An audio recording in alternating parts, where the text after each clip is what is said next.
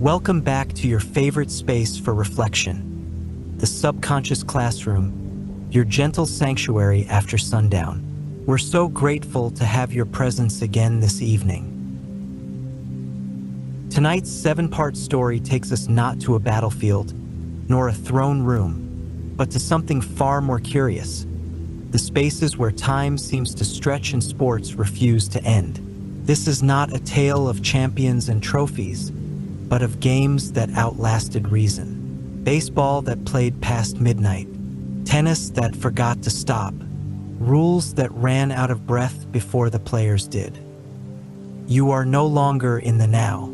You are sitting quietly in the stands as the sun sets and then rises again, the scoreboard still ticking, the crowd thinning, the air thick with stubbornness and awe. But before the next pitch, serve, or whistle, feel free to let us know what moments in time or history you'd love to explore next. If you enjoy this long, strange journey through the forgotten corners of sport and stamina, consider liking and subscribing, so we can keep wandering through the places where time folds in on itself. Now breathe deep, settle into the rhythm of overtime, and stay with us until the very end. Let us begin. Part 1. When time forgot to blow the whistle. There's a strange moment in sports when something breaks. Not a bone, not a rule, but a boundary in time. It's when the game refuses to end. The crowd dwindles. The lights flicker. The scoreboard resets itself. But the players stay. And somehow, so does the game.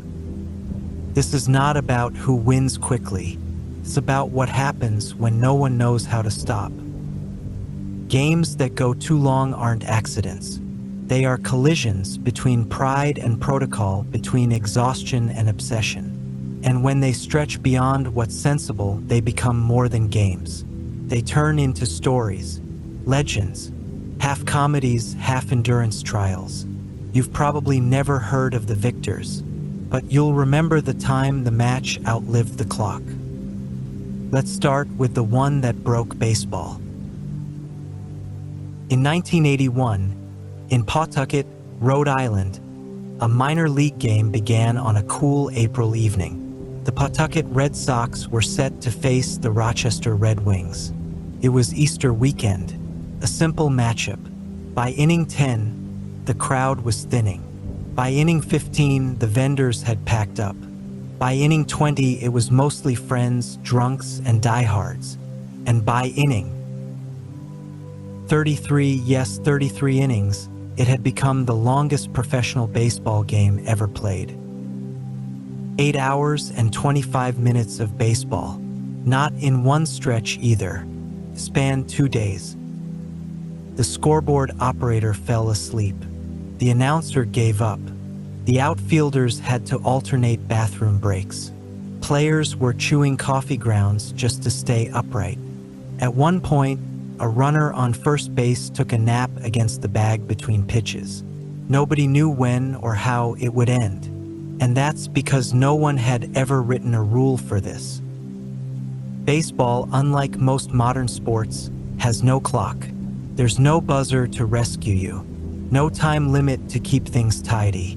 It ends when someone wins, or when God intervenes, or the league president finally picks up the phone at 3:30 a.m. to say, "Enough." That night in Pawtucket, the league president had gone to bed.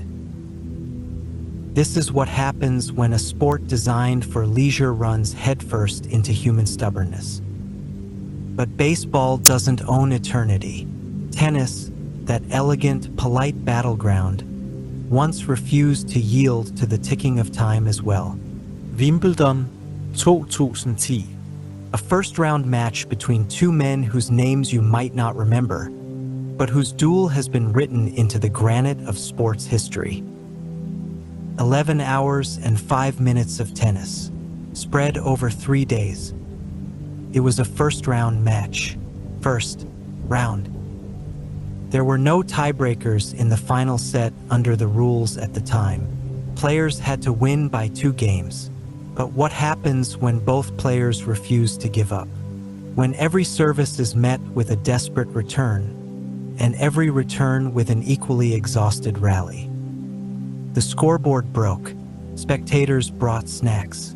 Linesmen rotated like shifts in a coal mine.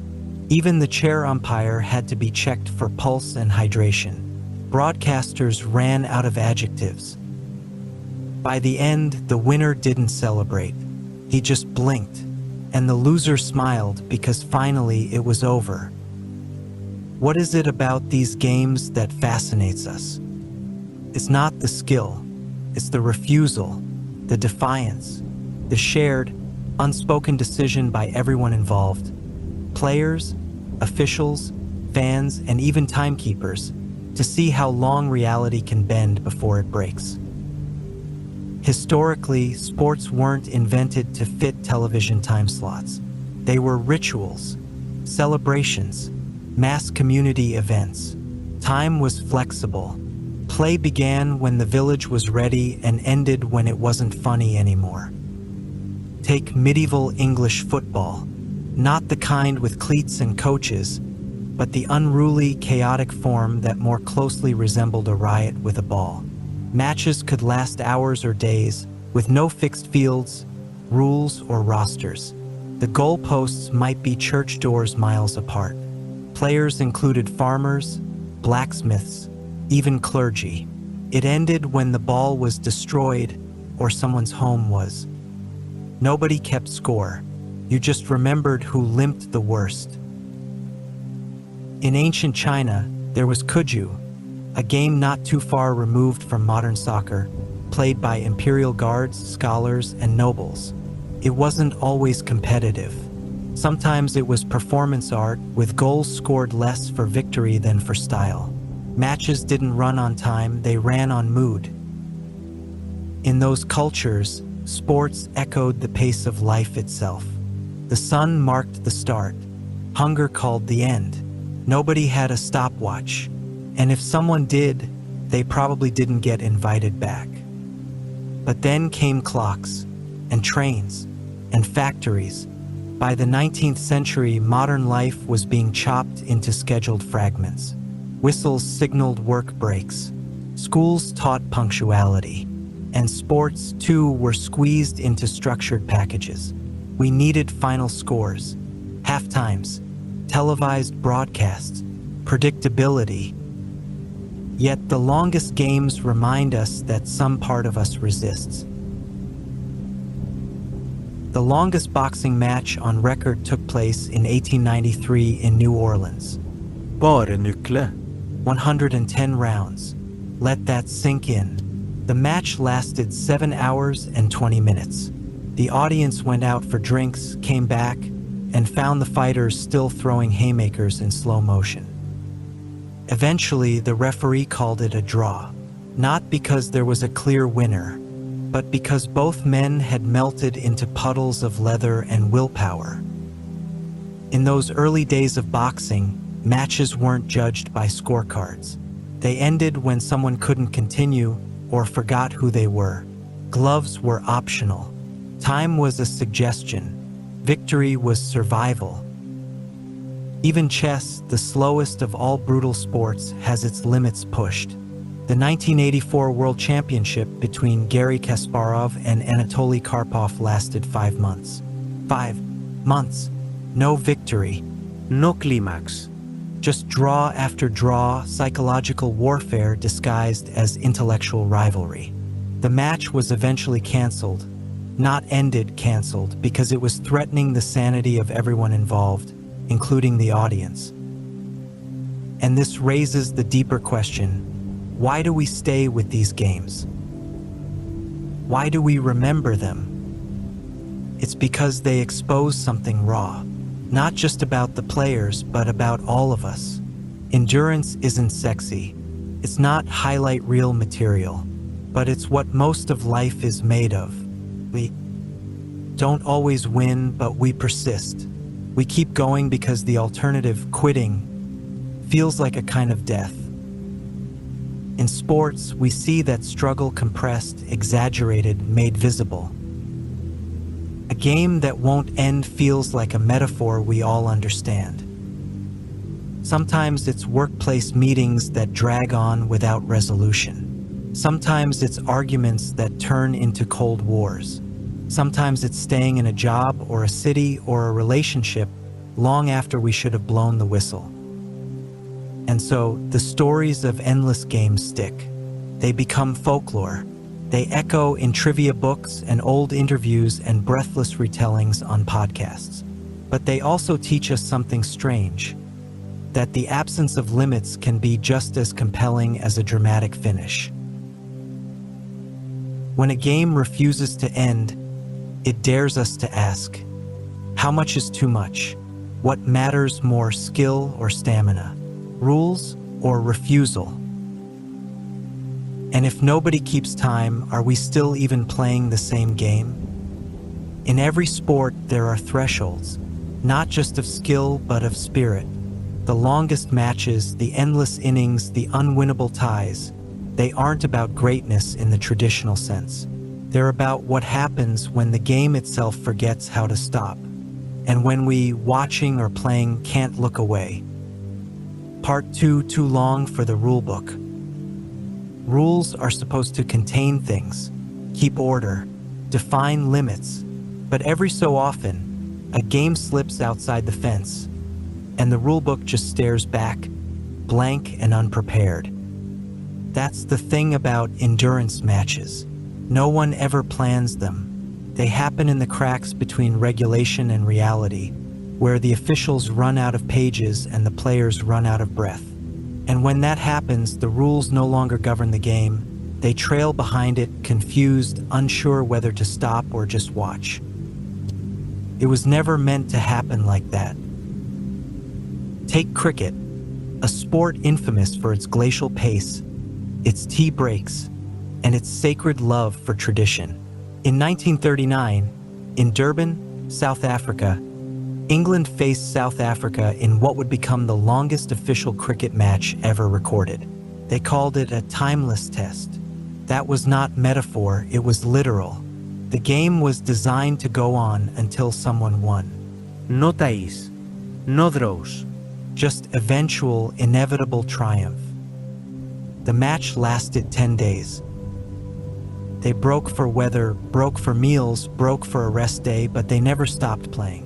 The crowd ebbed and flowed like a tide.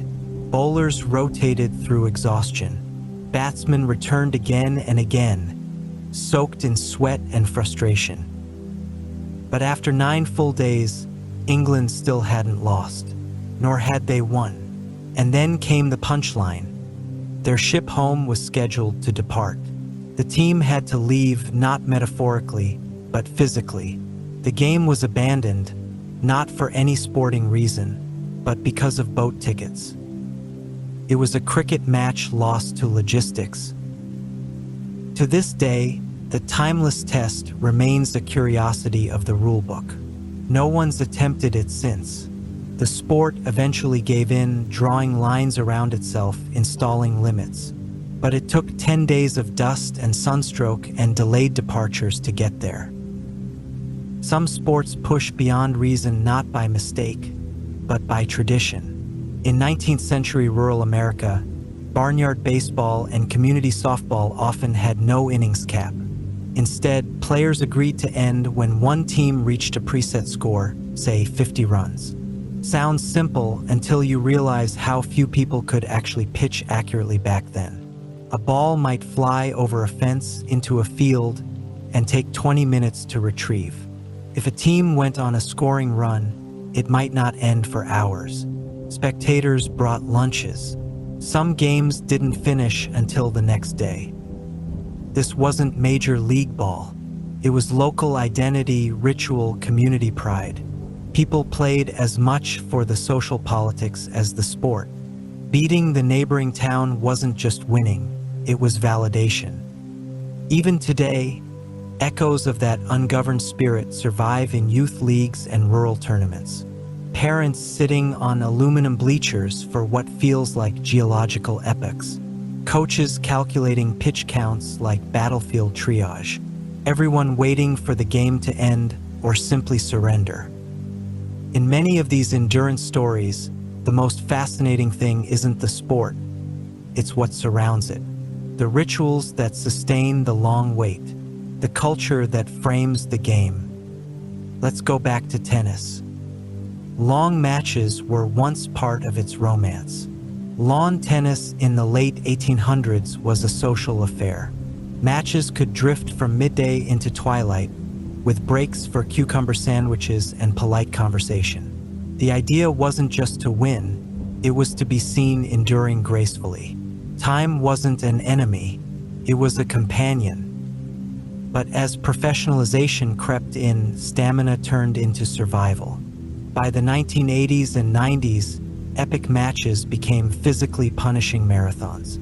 At the French Open, the red clay of Roland Garros absorbs every step, slowing rallies, exhausting players. One such match in 2004 lasted over 6 hours. Players collapsing, cramping, clawing their way through the fifth set like wounded animals in silk shirts. And still, no tiebreaker. It wasn't just sport, it was theater, painful, drawn-out theater. Rules didn't fail, they just weren't designed for what unfolded. That's often the case when a match runs too long. The rules weren't broken, they were simply too polite to imagine what people might endure. Sometimes it's not the players or the scoreline. Sometimes it's nature. In 2008, at the NCAA Softball Super Regional, a game between the University of Massachusetts and the University of Washington went into the 15th inning, and then the 16th. A light drizzle began. Then it rained harder. The game was suspended. The next day, they resumed. More innings, more rain. And finally, after 15 more innings, Washington won in the 25th. The longest women's softball game in NCAA history. That wasn't one game, that was a saga. Athletes in these games start to report hallucinations, dehydration, the sense of time warps. Some forget what inning they're in. Some forget what day. Focus is stretched so thin it becomes translucent. The mind enters a kind of athletic trance, somewhere between zen and despair. And the fans? Strangely, many stay. Because once a game crosses into the absurd, it becomes magnetic. It's no longer about victory. It's about when the thing will finally collapse. The air gets thicker. The crowd changes. Strangers high-five over innings nobody asked for. Sleepy children are jolted awake when someone finally hits a home run. It's almost religious, a shared suspension of disbelief. Even in the most regulated sports, the possibility of going too long haunts the sidelines. In basketball, overtime can extend endlessly, 5 minutes at a time until someone edges ahead. The longest NBA game? 1951. Indianapolis versus Rochester. 6 overtimes. A 75-73 final score. No shot clock, just endless stalling, dribbling, and missed layups.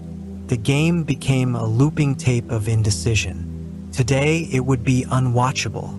Then it was a warning. Install a clock, or the sport would eat itself. The shot clock was born in 1954. The sport sped up, but the ghost of that game still lingers. Proof that even the most choreographed dance can spiral into absurdity if no one steps off stage. And what about soccer? The game known for its flowing play and modest 90-minute halves.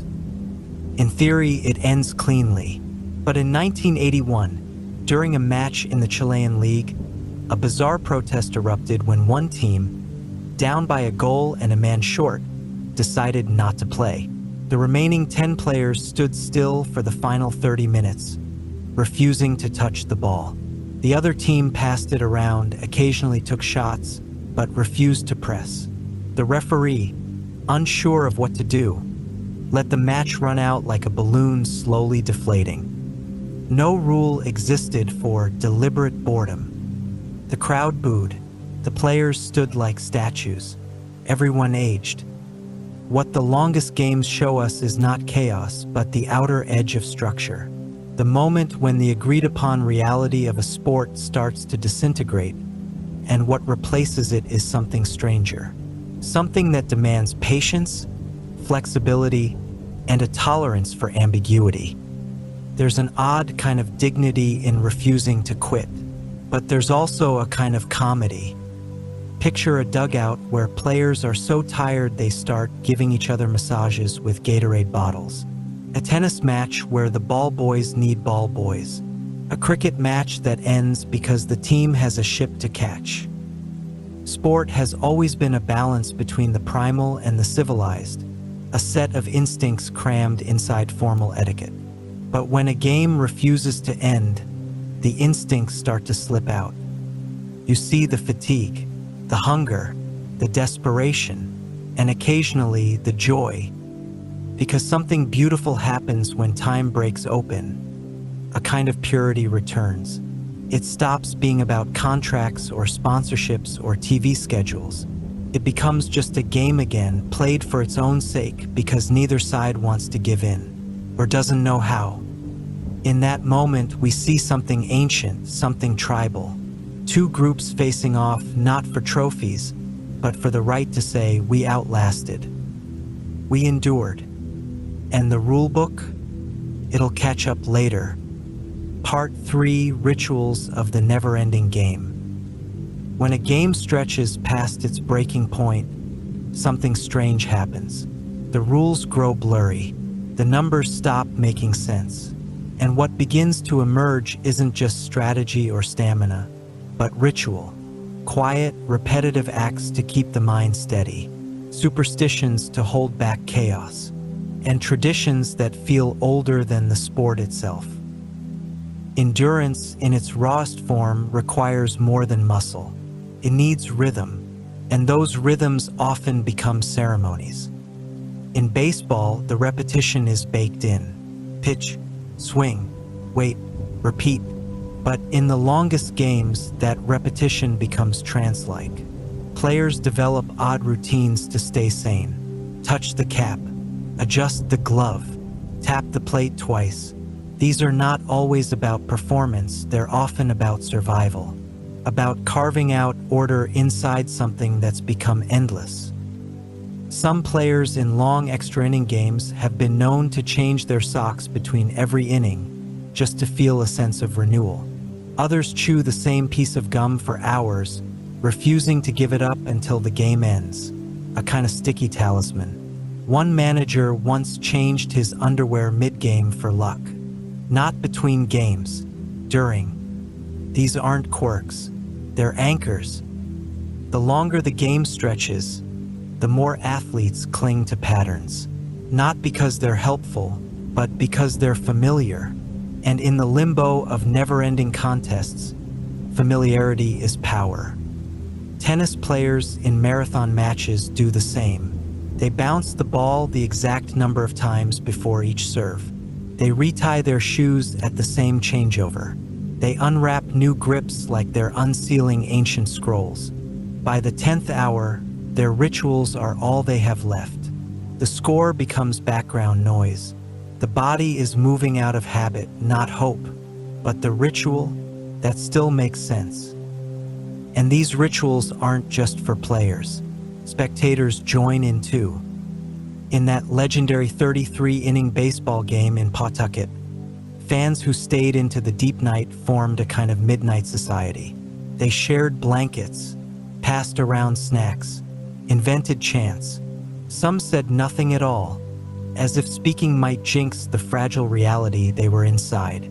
A few simply stared at the field like people staring into a fire, hypnotized, waiting for something to happen, unsure if they wanted it to. At Wimbledon, during the 3-day match of 2010, spectators came back day after day wearing the same clothes, sitting in the same seats. They clapped at odd times, cheered for double faults. Some even brought signs begging the players to just stop. One man wrote, "Blink twice if you need help." Another offered bottled water through the fence. Jokes became part of the ritual too. Because humor, in the midst of absurdity, becomes its own form of survival. And this isn't new. In ancient Greek athletics, particularly the Olympic Games, events were often structured more loosely than we imagine. Wrestling matches, for example, had no time limit. They ended when one athlete submitted. Some went on for hours under the punishing sun of Olympia. The crowd, weary and sunburnt, would begin rhythmic chants to push the fighters onward. Vendors turned snacks into fuel for the long wait. Philosophers, yes, actual philosophers, debated nearby about whether a contest could be a form of virtue if it never ended. Even then, people were trying to make sense of the spectacle of endurance. In Japanese sumo, bouts are brief, but the ritual is everything. The pre-match ceremony, the salt tossing, the stamping, it's all part of an ancient rhythm.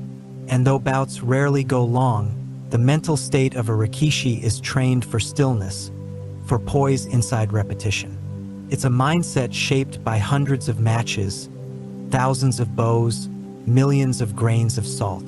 The endurance isn't in the match, it's in the practice. That idea that repetition is a sacred act echoes through every long game. Consider the fans of cricket in India, Pakistan, and the UK, who regularly sit through 5-day test matches with a kind of serene joy. They bring radios, they nap on blankets, they picnic in the stands. And when the game stretches toward that 5th day, no outcome guaranteed, they don't complain. They lean in. They know this isn't a sprint, it's a meditation. That may be why long games attract a specific kind of audience. Not the thrill seekers, but the dreamers, the ones willing to wait, to watch the slow unwinding of human effort over time, to find drama in the delay. There's something poetic about that patience, about sitting through the mundane just in case it breaks into something miraculous. And the athletes, they learn to live in the in-between. During ultra-long matches, coaches stop talking about strategy. They start talking about breath, hydration, headspace. In one extended college volleyball match, 5 sets and over 2.5 hours, a coach reportedly told his team, "This is no longer about volleyball. This is about kindness to your own joints." They laughed. Then they won. Sometimes laughter is the only ritual that works. Even announcers fall into their own patterns during endurance games. They repeat player stats like mantras. They invent backstories. They rank concession snacks. One broadcaster, during an endless rain delay, read the phone book aloud. Another, during a 6th overtime in hockey, began critiquing the design of the scoreboard and got fan mail for it. Because when a game won't end, the human mind doesn't shut down, it improvises. And then there's the moment, deep into these contests, when time dissolves completely. Players lose track of the score.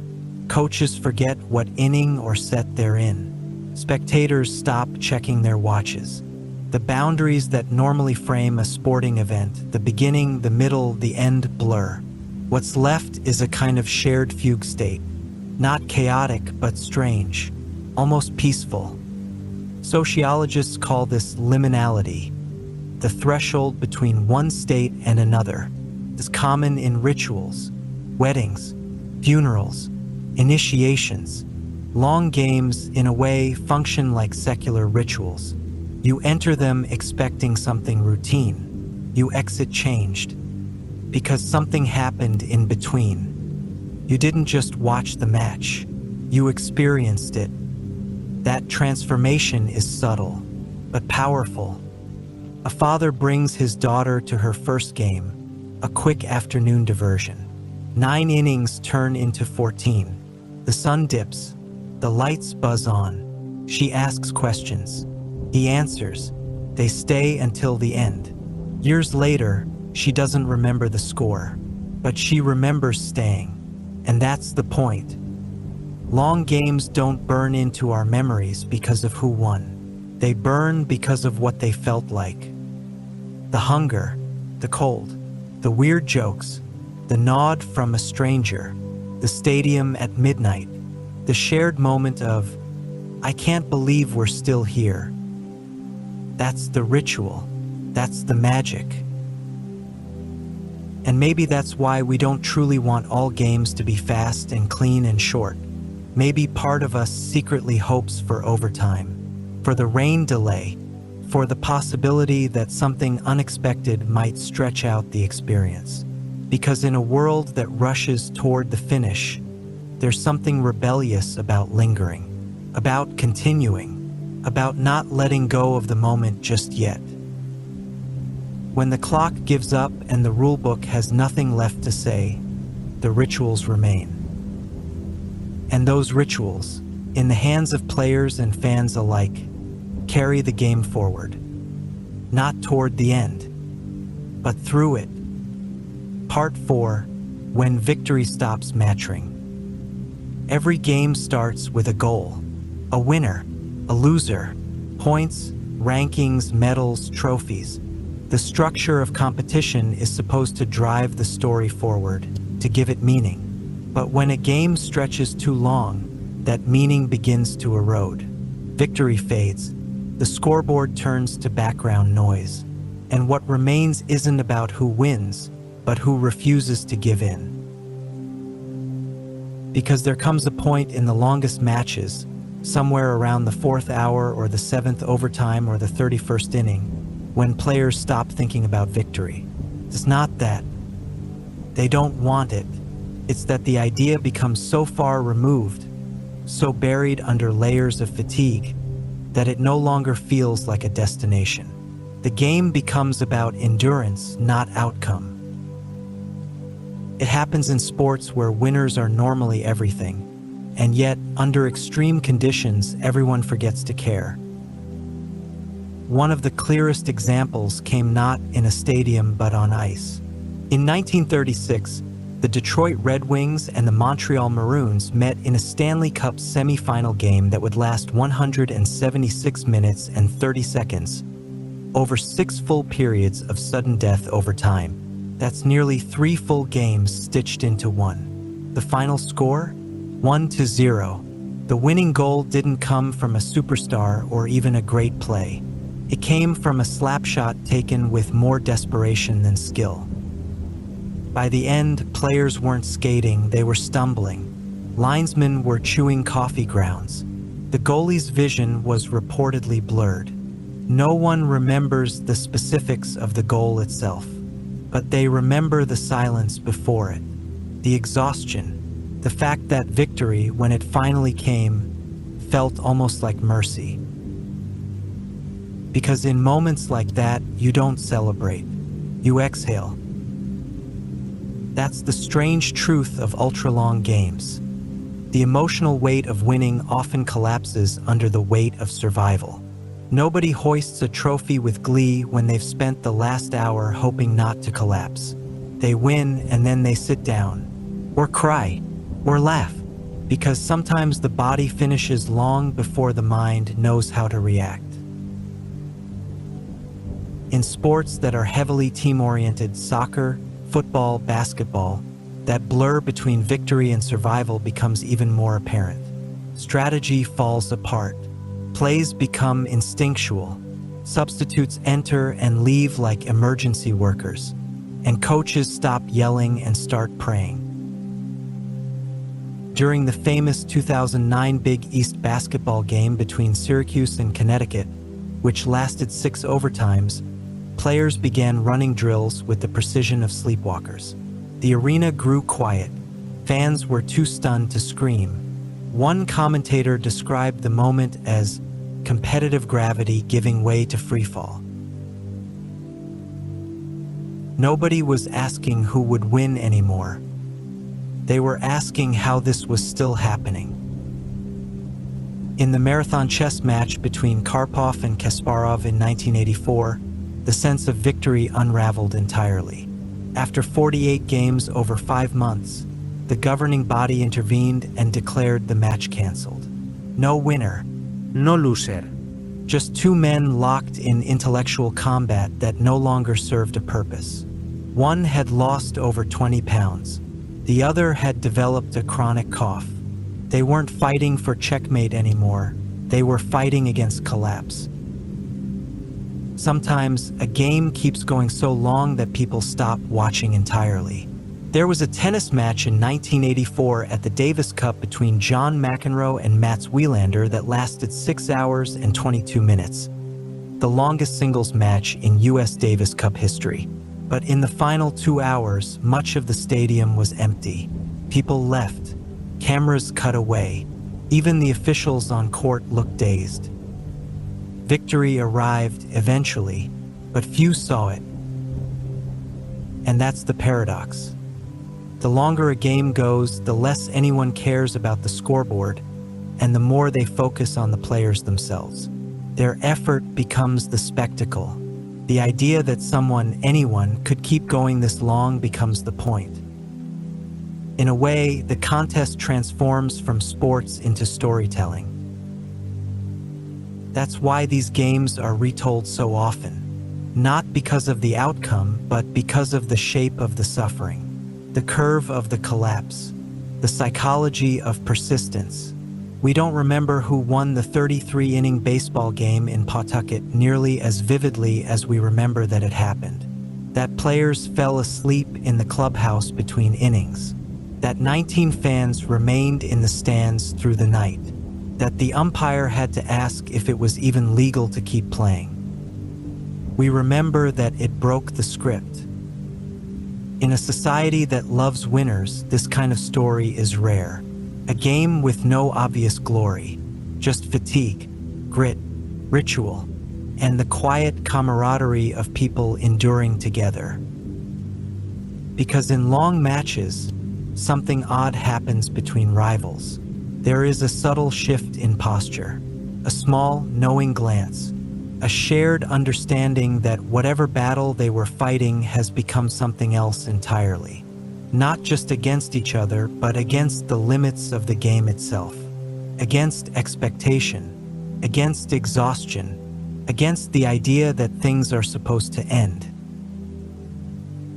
In one of the longest penalty shootouts in football history, 2005, Namibia versus Guinea, it took 48 shots to finally find a winner. Goalkeepers scored, strikers missed, players from both sides laughed, grimaced, prayed. By the time it ended, it looked less like a celebration and more like a group of people leaving a survival retreat. Nobody wanted it to go on, and yet none of them could stop it. It is in these strange, stretched out spaces that sport becomes most human, stripped of ceremony, reduced to sweat and breath. The shine of the trophy dims. What's left is the echo of effort. Some of the best examples come not from professional leagues, but from amateur and school-level tournaments, where the will to continue burns brightest and the stakes are oddly personal. In 2017, two high school baseball teams in New Jersey played a 19-inning game that spanned 2 days and had to be paused twice for darkness. The scoreboard lights failed.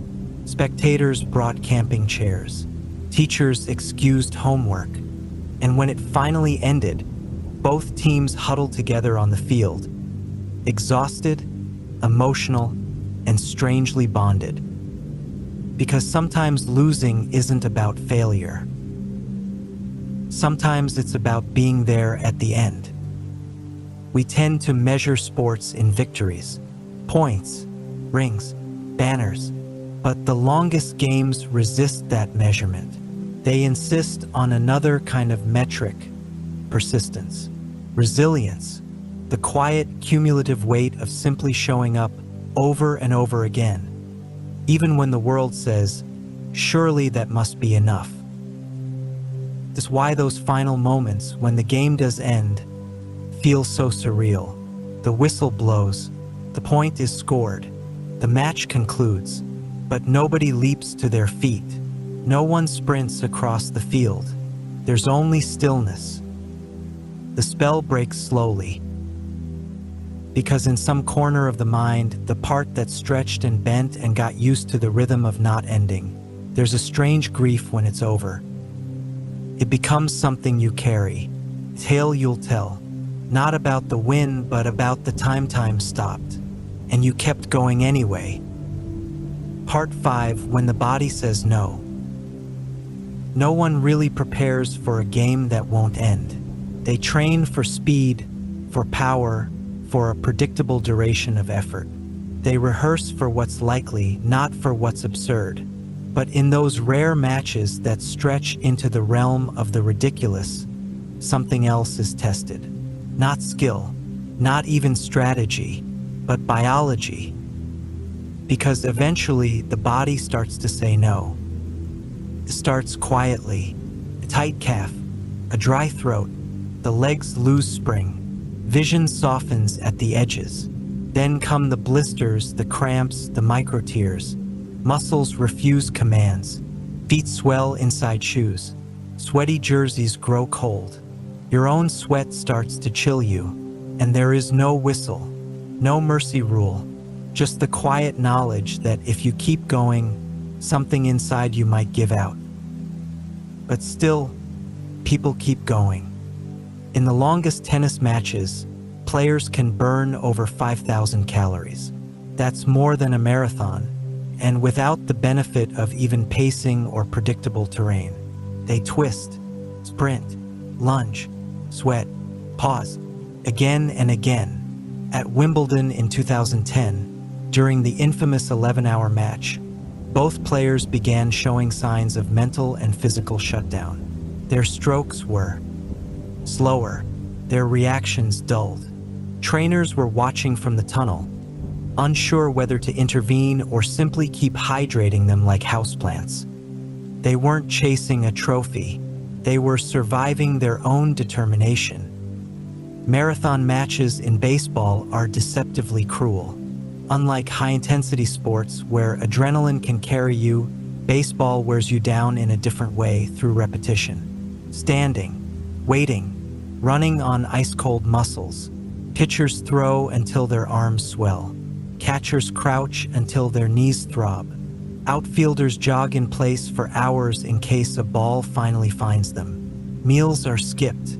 Sleep is out of the question. And yet, the next inning arrives, as casually as if the game had just begun.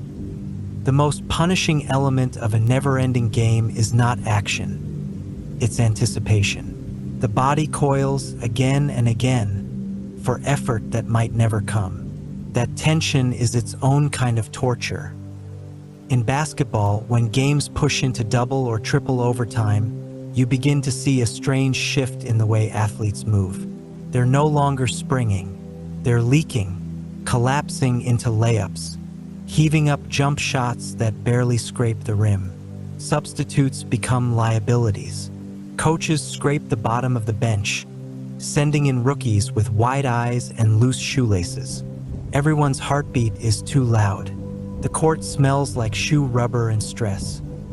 By the fifth overtime in that legendary 2009 Syracuse, Connecticut college game, it wasn't basketball anymore. It was inertia with uniforms.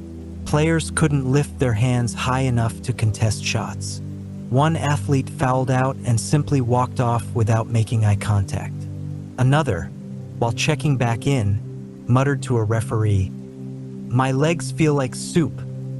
It's not an exaggeration. When the body hits the wall and the game keeps going, players enter a kind of altered state. A second wind and sometimes a third. But eventually there's nothing left to draw from. That's when injuries creep in. Strains, tears, concussions from delayed reactions, collapses from sheer dehydration. In 1983, a collegiate football game in the US reached 5 overtimes. In the final period, one offensive lineman vomited between every play and still stayed on the field.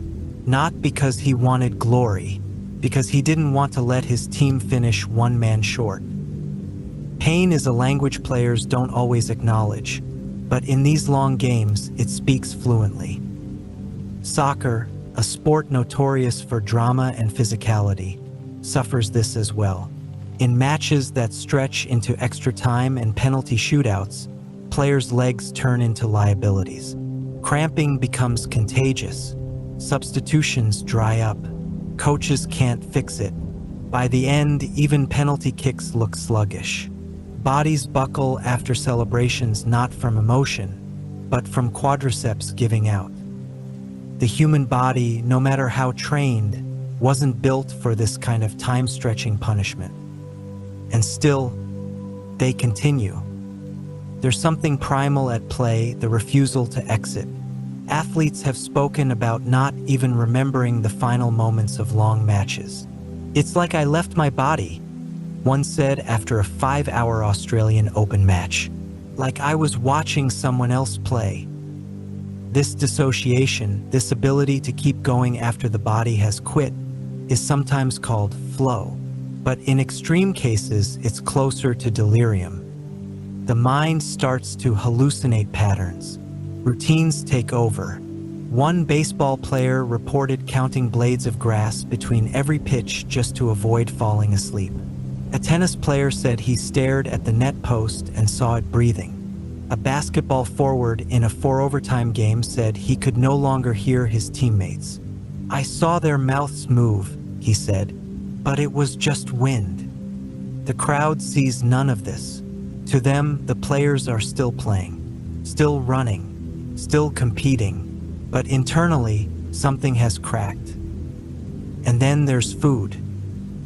In games that go longer than expected, several hours or multiple days, players and coaches have to improvise nutrition. That often means vending machine fare, or leftover protein bars, or peanut butter sandwiches made by someone's aunt. In one minor league baseball game, the dugout consumed so many sunflower seeds during extra innings that the cleanup crew had to use leaf blowers to clear the bench area. Another team ordered pizza mid-game. The delivery guy arrived during the 22nd inning and was let in through the bullpen gate like royalty. These moments sound funny, and they are, but they also reveal the body's plea. "Feed me. Let me rest. Please stop." It's not just the players either. Umpires, referees, linesmen, they're not built for this either. Some have had to be replaced mid-game due to muscle cramps or blurred vision. Others just lean into coping strategies. Caffeine, pacing, muttered curses. Some refs have jokingly claimed they aged 5 years during 6 overtime matches. Even broadcasters suffer. A hockey announcer in a quadruple overtime playoff game went through 3 bottles of water and lost his voice before the game ended. Another famously called a 20-inning baseball game an audio hostage situation. That's what endless games become, collective acts of physical defiance, and occasionally physical comedy. Because the body, when pushed too far, doesn't always break gracefully. It stumbles, trips, forgets how to run. One volleyball player in an extended match dove for a save and then just stayed there for a full minute, not injured, just resting, on her stomach, face down, like a phone on low battery. But there's also a strange kind of glory in that exhaustion.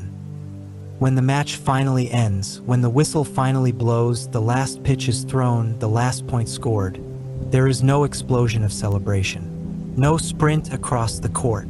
Just people collapsing, sometimes literally, onto whatever surface they've been fighting across for the past few hours or days.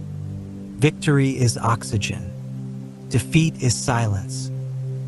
And the body, no matter how tired, finally gets to stop saying no, because now, at last, the game is over. But the real marvel? They chose to keep going. Part 6. The games that changed the rules. Some games go long, others go too long, and then there are those that break the sport. They stretch so far beyond what was expected or tolerable that the rules themselves have to be rewritten, because it turns out the only thing more powerful than tradition is inconvenience. When a game runs off the rails, league officials, rule committees, and governing bodies start to take notice. Not because of the drama, but because they're terrified it might happen again. One of the most famous examples happened on a March night in 1951, when the Indianapolis Olympians faced the Rochester Royals in a professional basketball game. The NBA at that time was still in its awkward teenage years, experimenting with rules, still unsure of how to package its product. That night, the teams engaged in a standoff that made history. 6 overtimes. The final score? 75-73. Not because of defensive brilliance, but because neither team wanted to shoot. Without a shot clock, there was no reason to rush. The game devolved into possession hoarding. Dribble, hold, pass, repeat. Minutes crawled by without an attempt. The crowd booed. The players looked bored. Commentators ran out of metaphors. The game ended not with a bang, but with a tepid free throw. That night didn't just bore the fans. It scared the league. Within 3 years, the NBA introduced a 24-second shot clock, a rule that changed the rhythm of the sport forever. Pacing improved, scores climbed, viewership grew, and the 6 overtime slog became a cautionary tale in every rule committee meeting for decades. All because a game refused to end. In tennis, it took over a century to fix a similar problem. For most of its history, Grand Slam tennis refused to allow tiebreaks in deciding sets. To win, you had to lead by 2 games. It seemed romantic, noble, until 2010. Wimbledon, the first round, 11 hours and 5 minutes across 3 days. The match ended 70-68 in the 5th set. That was not a typo. The crowd loved it, but the tournament organizers did not. The scoreboard broke. The schedule collapsed. Ball boys developed knee pain. TV slots bled into each other. Even the grass on the court wore out unevenly. The match, which should have been a footnote, became a logistical nightmare. So Wimbledon changed. Slowly at first. Other majors followed. And by the 2020s, all Grand Slam tournaments agreed to cap 5th sets with a final set tiebreak. The old endurance tests were retired. The romance had limits now, because one match proved that some fairy tales cost too much. Cricket, that ancient game of tea breaks and timeless tests, also faced its reckoning in the sun-scorched sands of 1939. England versus South Africa. The match lasted 10 days, and it ended in a draw, not because either side won or lost, but because England had a boat to catch. Yes, really. The players left not with glory, but with packed suitcases and damp socks. That match was the last timeless test ever attempted. Cricket had learned its lesson. Some games need an escape hatch. Today, 5-day test matches exist, but they have rules, deadlines, exit strategies, because logistics, it turns out, beat tradition. Even chess, that most structured of intellectual sports, couldn't hold out forever. In 1984, the World Chess Championship between Anatoly Karpov and Garry Kasparov became a psychological trench war. The match lasted 5 months, 48 games, 5 wins for Karpov, 3 for Kasparov, 40 draws. No end in sight. Eventually, FIDE, the International Chess Federation, pulled the plug. The match was terminated without a winner, not because of any violation, but because it had become inhumane. Players were mentally fraying. Spectators had long stopped attending. One report said Karpov had lost over 20 pounds and was falling asleep between moves. The rules were changed. Future championships would be capped in length. No more epic marathons. No more breakdowns in tuxedos. Sometimes the rulebook is reactive. It waits for a game to get out of hand, and only then does it pull the emergency brake. One such moment happened in college softball in 2005, when the University of Massachusetts and the University of Washington played a 25-inning game in the postseason. The game stretched across multiple days. Pitchers threw over 300 pitches. By the time it ended, both teams had aged in dog years. The NCAA reviewed it, and later, many conferences began floating pitch count limits and mercy rule expansions to prevent similar chaos. Because at a certain point, even endurance becomes liability. But here's what's remarkable. While most sports eventually write in restrictions to avoid repetition, fans often mourn the change. There's something romantic about the idea of no limits, of matches that go until someone breaks, something that taps into older instincts, duels at dawn, standoffs in the mud, the feeling that sports should sometimes demand more than we think is fair. And yet, practicality usually wins. Television contracts, athlete safety, and scheduling chaos make endless games a nightmare. Broadcasters hate them, sponsors get itchy, staff have to be paid overtime, and sometimes people have to catch flights. So the rules evolve. Sudden death, shootouts, golden goals, tiebreaks, mercy rules. These are not innovations born of brilliance, they're compromises born of exhaustion. They prevent chaos, yes, but they also rob us of something beautiful. Because when the rules don't prevent it, when a game breaks free, it becomes folklore. The NHL playoff game in 2020 that went to quintuple overtime, people still talk about it. One goalie faced 88 shots. That's not hockey. That's siege warfare. The highlight reel looks like a time lapse of desperation. The 2004 French Open, where Fabrice Santoro and Arnaud Clement played for over 6 hours. In the first round, that wasn't a tennis match. It was an odyssey, and it ended with both men embracing, not out of celebration, but survival. We remember those games, not for who won, but for how long they refused to stop. So rulebooks will continue to evolve, they must, but they'll always lag behind the wildest matches. Because no matter how tightly a sport tries to govern itself, the game will always find new ways to stretch.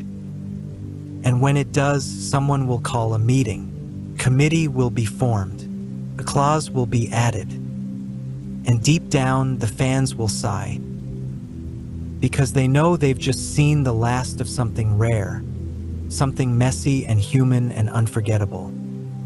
A game that made the rules blink.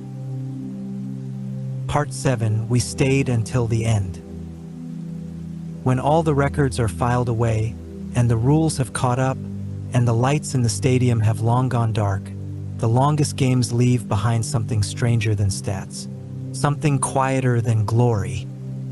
They leave behind the people who stayed.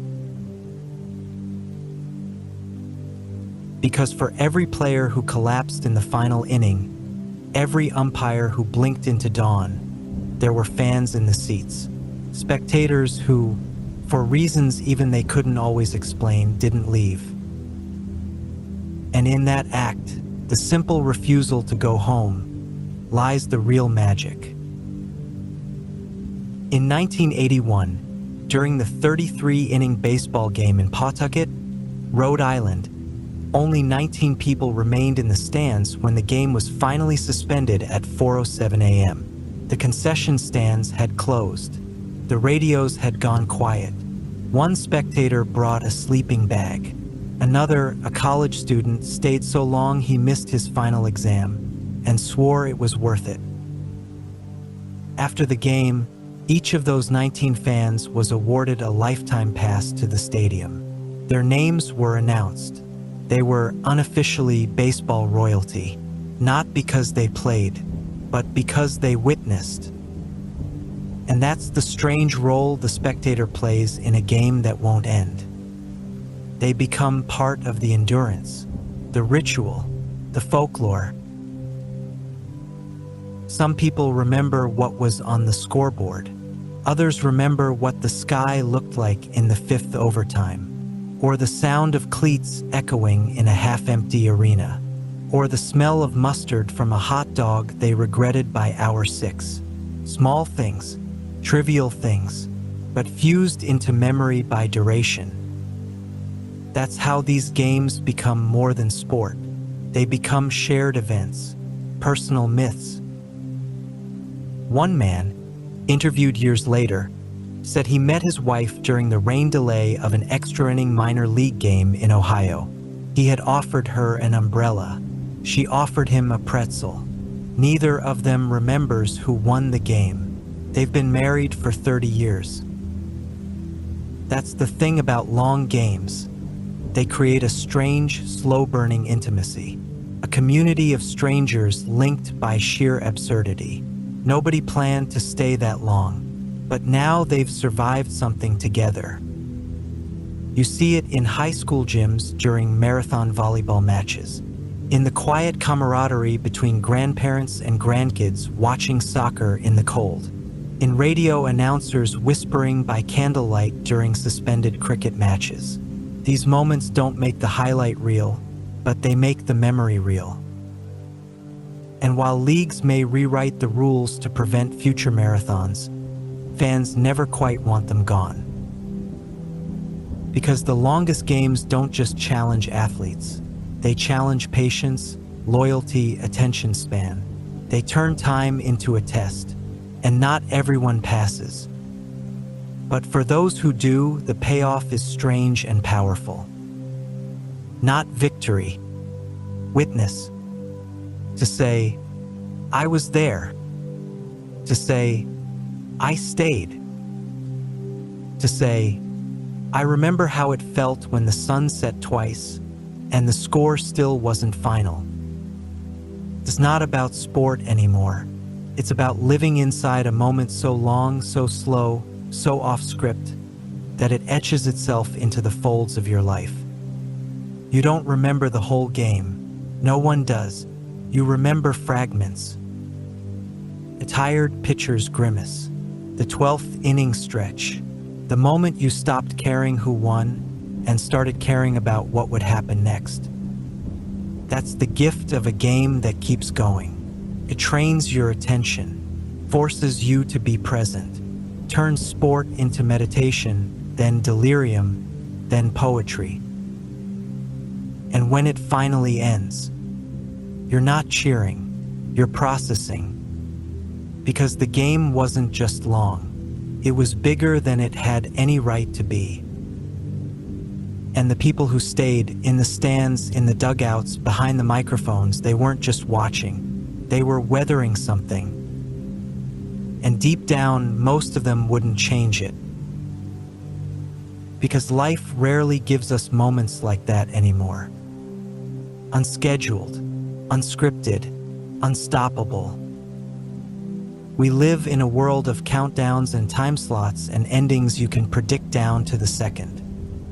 But these games, they ignored all of that. They kept going. And when they finally stopped, they left behind not just stories, but proof. Proof that humans will always chase just one more point. That athletes will play until their knees scream. That fans will stay until their coffee turns cold and the announcers run out of metaphors. That even when the rules try to wrap things up, we are, deep down, a species willing to wait. Because sometimes the greatest moments come after the moment everyone expected. And sometimes the best story isn't the win, it's the wait. The absurd, beautiful, unnecessary wait. So the next time the game goes into overtime and the stands start to empty and the clock seems confused, ask yourself, do I really need to leave? Or do I want to see what happens when no one else does? Because history doesn't just belong to the victors. It belongs to the ones who stayed.